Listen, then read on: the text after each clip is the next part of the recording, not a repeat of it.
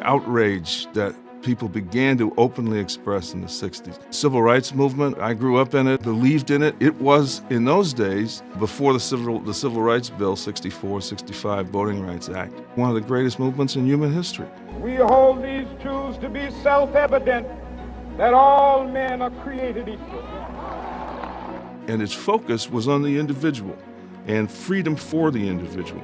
After around the mid-60s, things began to change, and that's where I think those movements went off the rails. So this movement that had started out, I think in a very noble way, was transformed really by a kind of victory. In the black community, we stopped asking for individual freedom. Now we began to ask for interventions from the government, and we began to look to the government as an instrument of the good. The problem there is that it made us dependent on the government, and it weakened us. If we don't get exaggerated programs of government intervention, we feel victimized. We feel that the world is returning to that old era of racism and so forth.